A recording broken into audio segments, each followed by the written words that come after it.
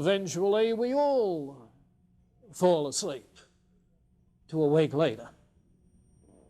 Well, his point is obvious that in the physical world of nature, if you want an analogy, nothing is perpetual, everything is perishable. So the idea of an undying immortality is contrary to any analogy. So, says he, death in the end is unavoidable, but the human species couldn't be preserved if nature hadn't inspired within us an aversion towards death. And it's that impression, that aversion that we feel towards death, which induces belief in immortality. Wishful thinking. Well, that's Hume on immortality. Now, keep in mind that he's not denying the existence of material bodies. Skepticism says we don't know. He believes there are material bodies.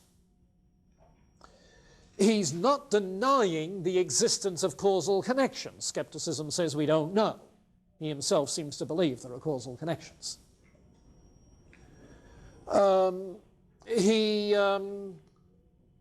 isn't denying freedom of the will. He's simply saying that all of that we have empirically conspires to induce belief rather in causal necessity. He's not denying the existence of mind. He just doesn't see any way to know it and doesn't see any reason, any psychological process by which we could believe it.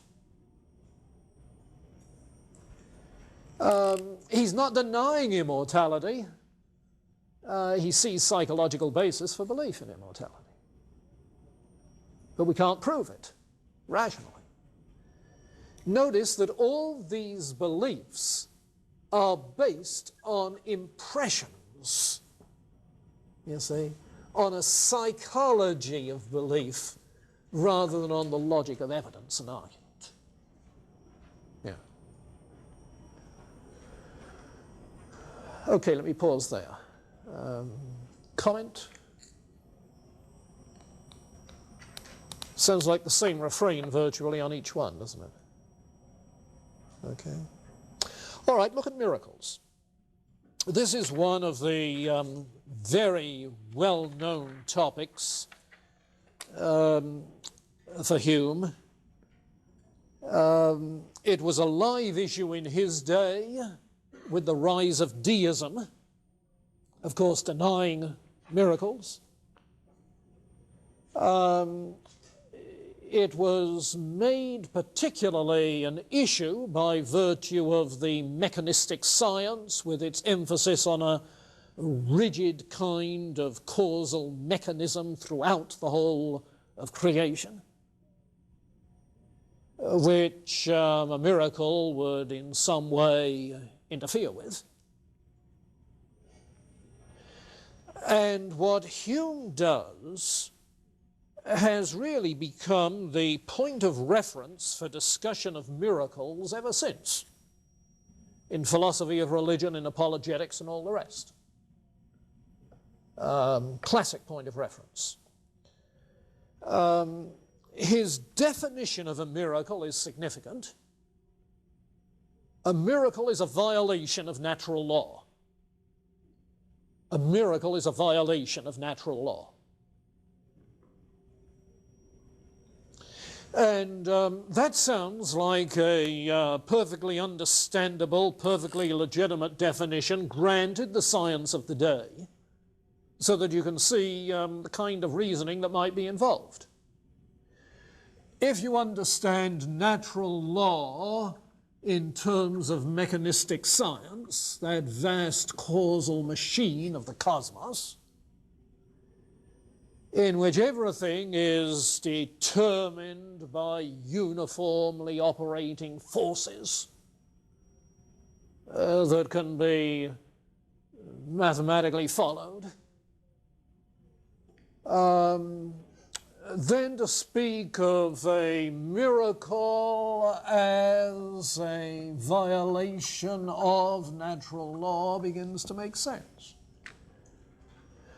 But what do you mean by natural law? By a law of nature, do you mean the operation of causal necessities? Or do you mean simply the experience of uniformities? That's the issue. Now, some people who try to respond to Hume assume the first. Assume that when Hume is talking of a violation of natural law, he's talking of a violation of causal necessity. Yes. And so the question is whether there are any chinks involved in the causal machinery to allow an external causal force to come in, to intrude, to suspend existing forces. I don't think that's what Hume is talking about, because that's not his view of natural law. You see? I'm inclined to think that he's speaking of miracle as a violation of natural law in the sense of a violation of the uniformity. And that, I think, is how the argument in this section goes. Now, of course, uniformities tend to induce belief in necessity, and he's inclined to believe in necessity. So he'll have a predisposition against miracles, you see. But he cannot say that a miracle is logically impossible. The problem is not whether a miracle is logically possible in a world of uniformities. The question is whether it's believable. You see. So the view of natural law as a matter of causal necessitability argues really the impossibility of a miracle. Whereas the question of uniformities poses the unbelievability of a miracle. It's a tremendously important distinction. You see. Those who try to respond to the first interpretation, that it's impossible, have, of course, to argue that natural law is not inviolable. And they can do that either by asserting the greater power of God, or by disagreeing with the view of natural law as being a rigid, unpenetrable system of causal forces. You see. So that you get other views of natural law developing later on to the much more to the effect that natural laws are simply empirical generalizations, humanly formulated, so on and so forth. Conventional ways of describing natural uniformities. So that some of the responses to the first really try and push Hume down to the second. And I guess I'm inclined to think there's no need to push him there because he's there already. Now, what does he say, though? Taking the second thing, what does he say? Well, his concern is with the believability of miracles,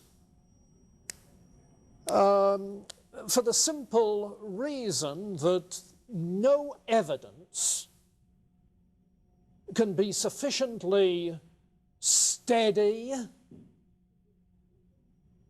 and forceful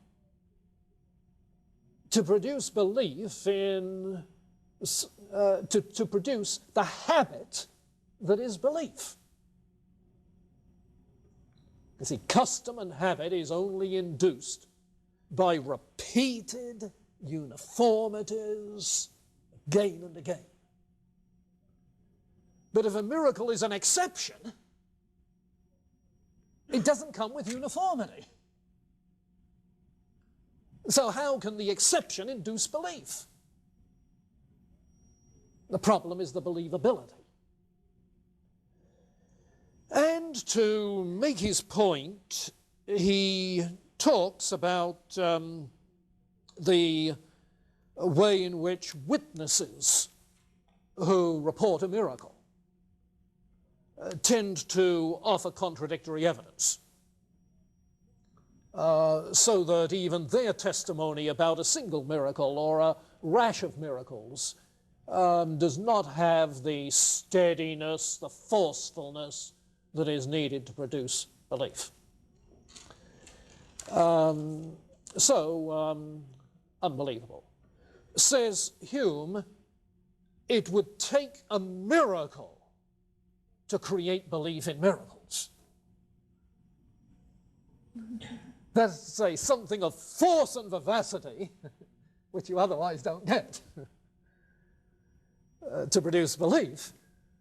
There are things that can happen that are not normally believable. It would take a miracle to produce belief in miracles.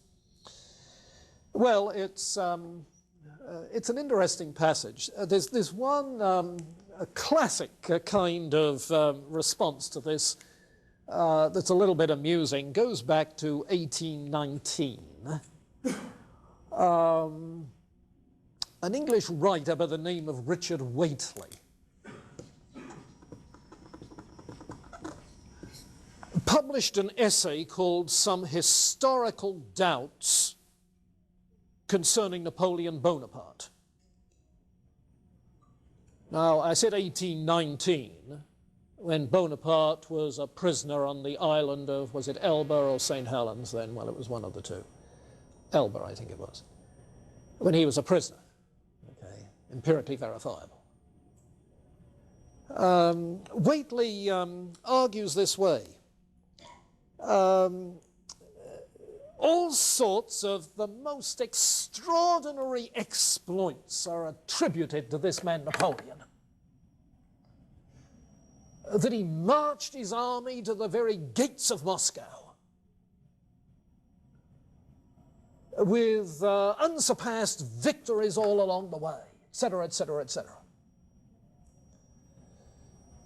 Now, is this believable? Never heard the likes of it before or since. What